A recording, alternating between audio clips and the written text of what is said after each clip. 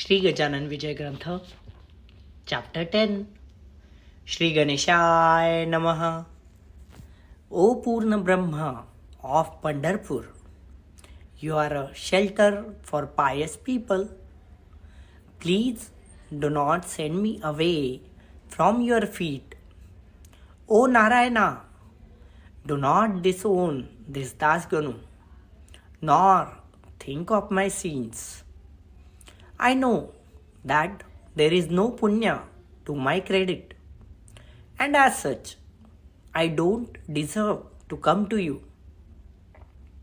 In spite of it, please accept and oblige me like that holy Godavari which lets in small lalas to her.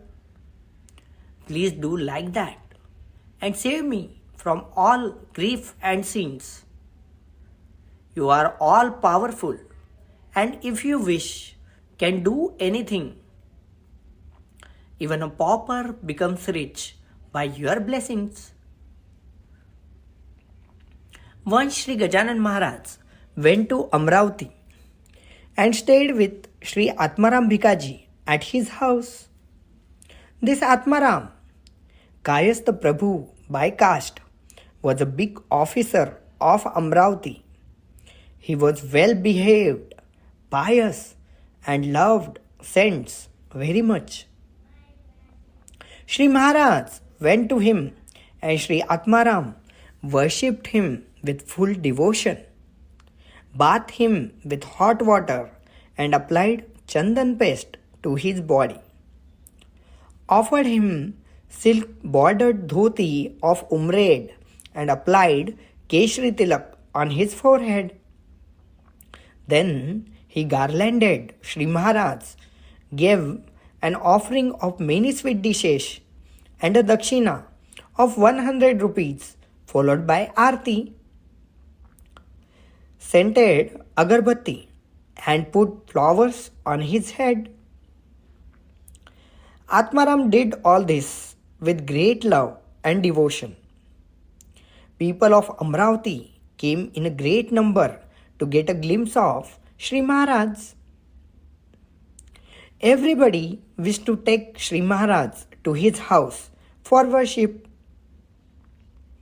Though many desired so, only few could get that favor, as it requires lot of punya to one's credit to have the holy feet of saint to touch his house.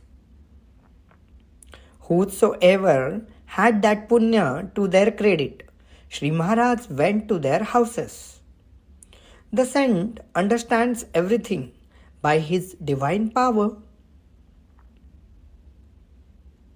There was one leading pleader at Amravati by name Ganesh Sri Krishna Khapade, alias Dada Sahib. He was a pious Shukla Yajurvedi Brahman, at whose request Shri Maharaj went to him and accepted his worship. There was one Ganeshappa, a Lingayat Vani, who had a devoted wife by name Chandrabai. She said to her husband that a saint must anyhow be taken to their house, and asked him to request Shri Maharaj accordingly. She said, if our mind is pious, our house will be graced by Shri Maharaj, because God always helps his devotees. Ganeshappa said that it was foolish on her part to think so, as it requires lot of recommendation from influential people to arrange the saint visit. He further reminded her of the troubles Shri Khapade had to face for taking the saint to his house, and in a view of that, wished her not to press the matter anymore. But Chandrabai said, I don't agree with you. My mind says that he will come to our house. You know that saint have special affection for the poor. So just request him to come to us. Appa could not make himself bold to speak to Shri Maharaj. But Shri Maharaj knew their mind and said, I wish to come to your house. Tell me how far it is from here. You should not hesitate to open your mind before me. Hearing this, Ganeshappa's happiness knew no bounds. He took Shri Maharaj to his house and reverently worshipped him. Appa offered all his belongings at the feet of Shri Maharaj. Many such pujas were offered to Shri Maharaj at Amravati, and every time there always was present one gentleman. He was nephew of Sri Atmaram Bhikaji and a telegraphist in a post office at Bombay. His name was Balabhau and had come to Amravati on leave to see his material uncle. He felt great attachment for Shri Maharaj and so did not like to leave him. He started thinking that it is better to renounce the family life as it was purely transient. This thinking made to him to stay with Shri Maharaj. He thought, who will reject the nectar and take to poison? That is why he attended all pujas at Amravati, and there was no other reason behind it. After some days, Shri Maharaj returned to Shega and went straight to Mote's temple instead of the garden where he formerly stayed. To the east of this temple, there was a vacant plot of land. Shri Maharaj went and sat there. Krishna Patil got the news of arrival of Shri Maharaj and also of his having abandoned the former place in his garden. So he came rushing to Shri Maharaj, prostrated at his feet, and sat with bowed head before him. Tears started coming from his eyes, and the clothes on his chest got wet. Shri Maharaj said, Why are you weeping? What is the grief? Tell me immediately.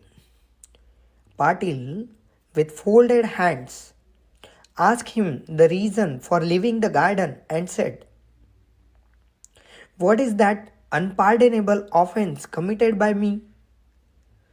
O learned one, I am your child. Tell me the reason.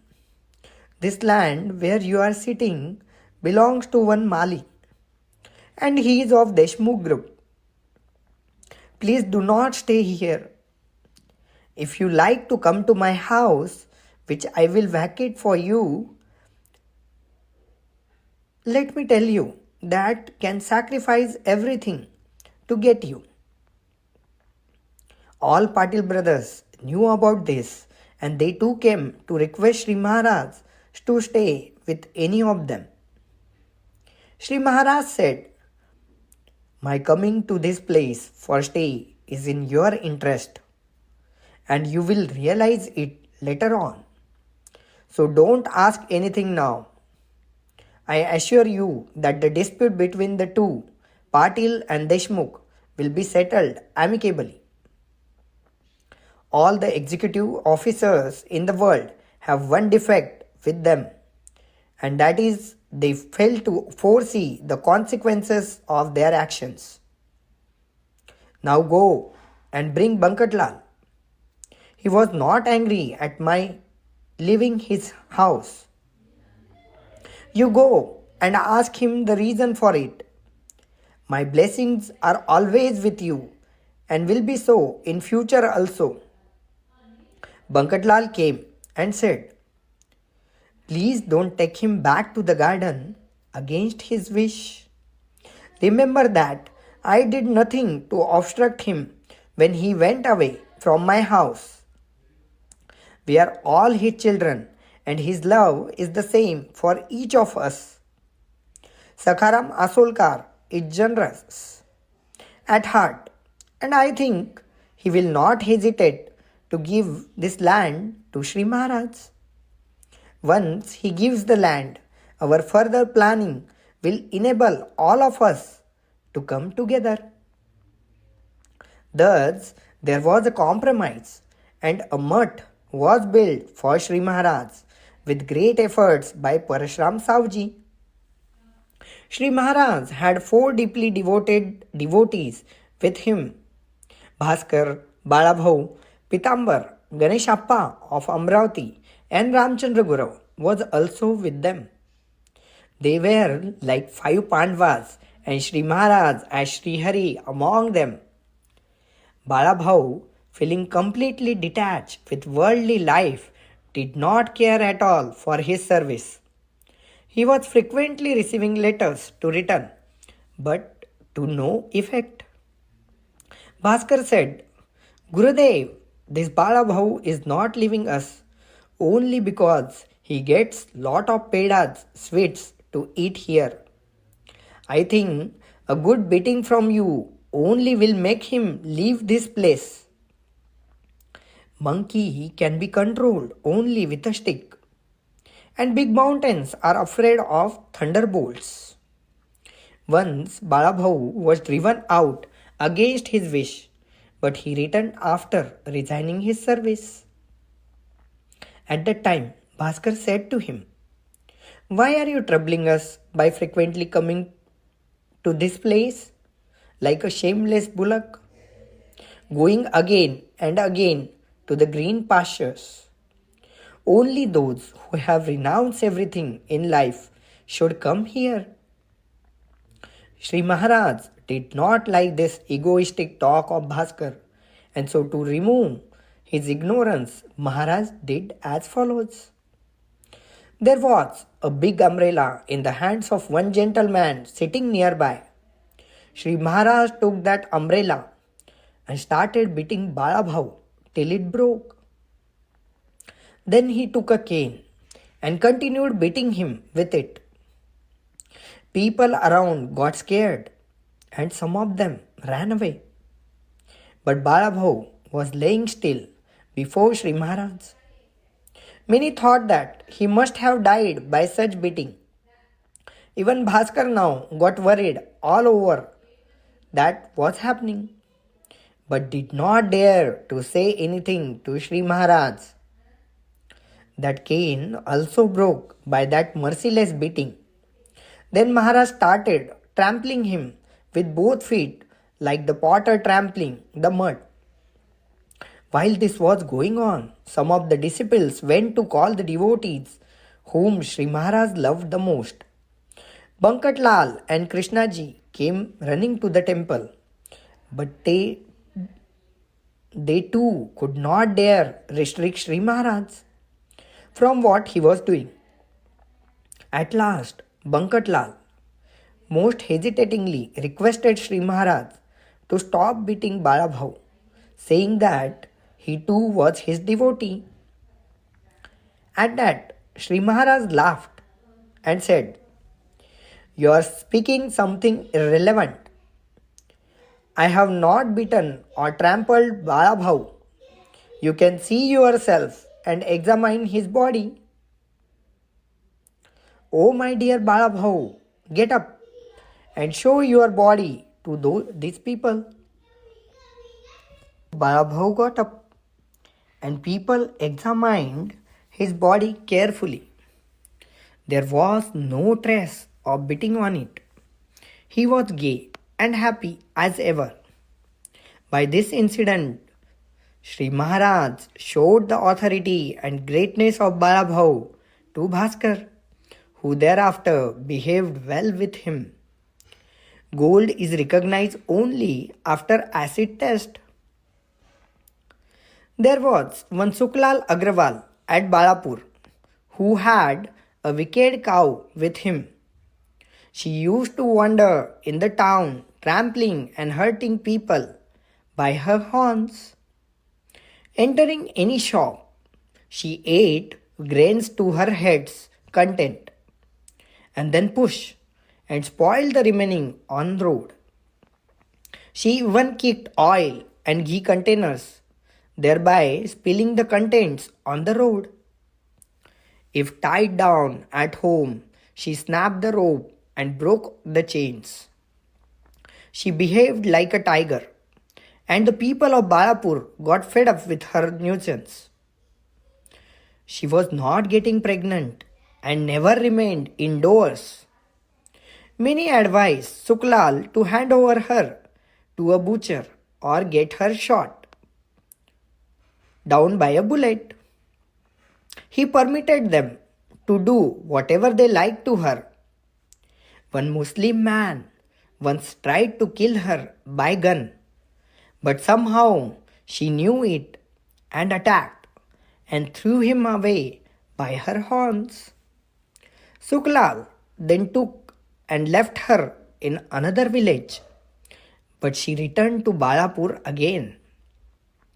Somebody, remembering that Govind Bua's horse was tamed by Shri Gajanan Maharaj, advised Suklal to take her to Shegao and give as an offering to Shri Maharaj, thereby serving dual purpose of getting rid of her and obtain punya for giving the cow to a saint. All liked the idea, but their attempts to catch her failed every time. Then they kept a heap of green grass and some cotton seed on an open ground. As the cow rushed to eat it, 10 to 15 people surrounded and trapped her by ropes.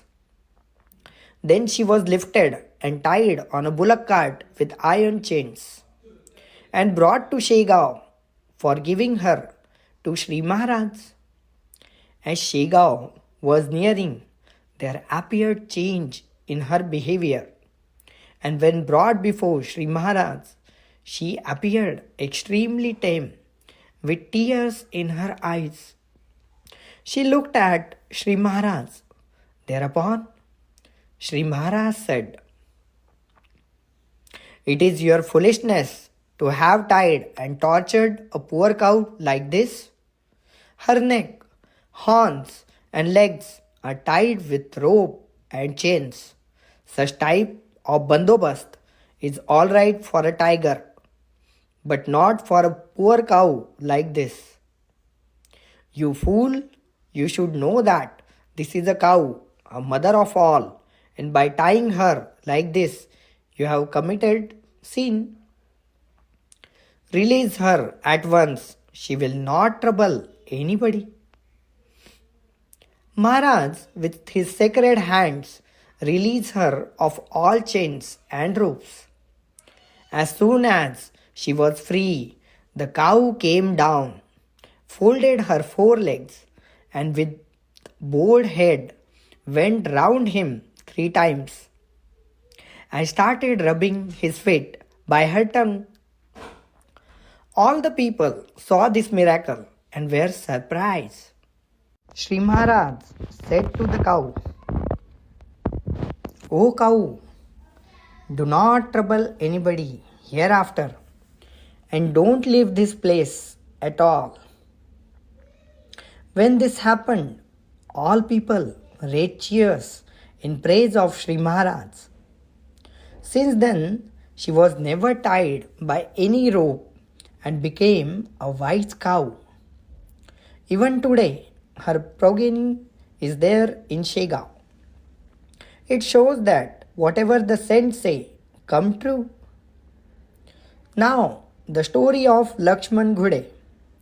He was a rich Brahman of Karanja and had some disease of stomach, for which he had taken lot of treatment, spending much money, but to no effect. Hearing the fame of Shri Gajanan Maharaj, came to Shegao with his wife.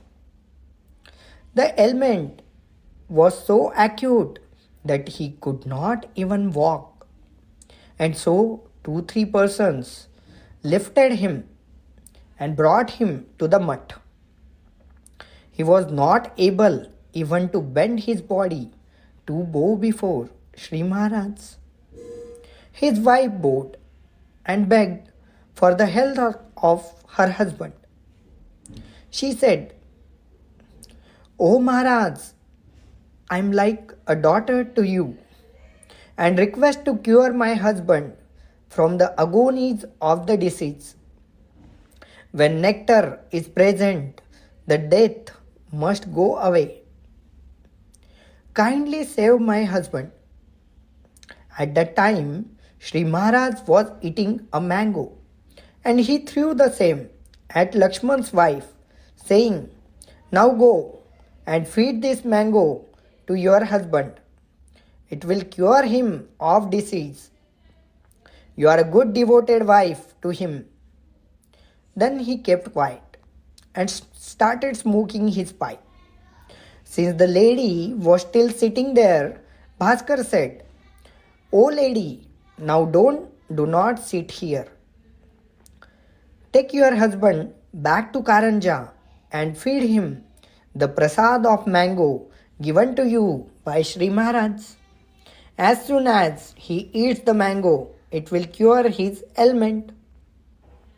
She returned to Karanja with her husband and fed the mango to Laxman. When this couple reached Karanja, people started asking her as to what had happened at Shega. She told all the details and also about the prasad mango which she had fed to Laxman. Thereupon the doctors said that it was wrong for Laxman to eat mango as it would aggravate the ailment of stomach.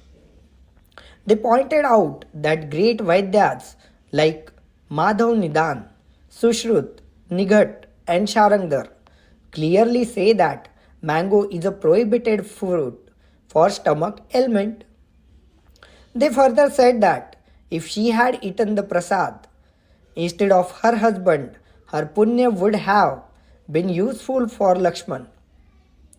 Everybody started criticizing her for what she had done. But a miracle happened. Laxman suddenly passed stools and his stomach became soft. Slowly, he fully recovered and had normal health. His all ailment passed away through the stools. Doctors came help when things are beyond nature, but at such times only the blessing of God and saints are useful. When Laxman was fully recovered, he went to Shegaon and respectfully invited Shri Maharaj to his house, saying, "Please purify my house by the touch of your feet."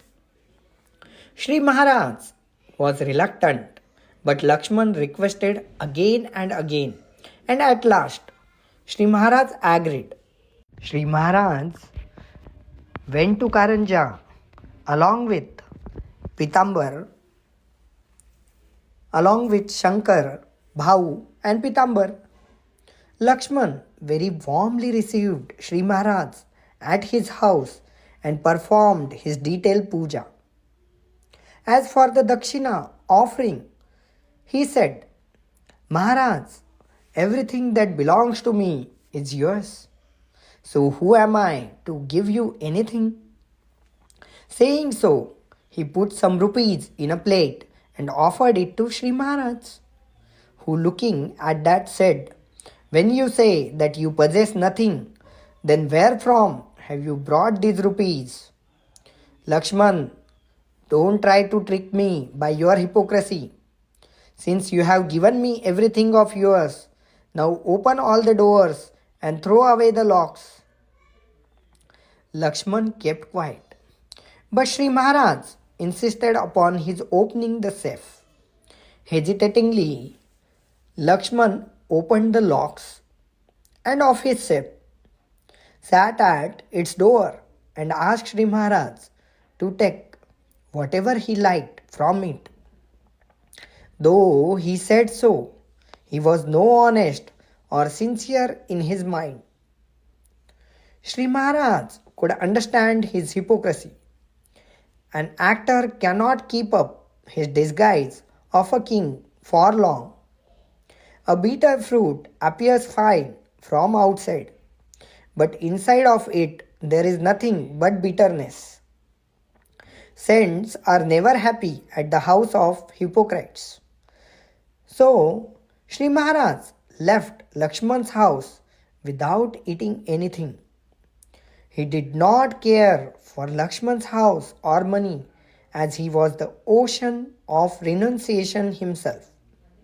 He only wanted to find the truth in what Laxman had said, and when found his falsehood, he just left the place and while leaving said, "You are most selfish, trying to own everything. Now get ready to face its consequences. I had come to bless you and give you double what you have, but it appears that you are not destined to get it."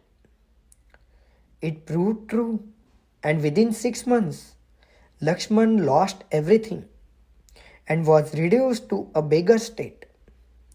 By this incident, Shri Maharaj wanted to show that one should not be insincere and dishonest in Paramartha. Shri Maharaj was Chintamani, that is capable of getting anything, and as such did not care for the fables of Laxman. Can aluminium decorate the god? May all devotees listen to this Gajanan Vijay Katha for their own good. Shubham Bhavatu, Shri Harihararpan Mastu. Here is the end of chapter 10. समर्थ सद्गुरु श्री गजानन महाराज की जय. जय गजानन.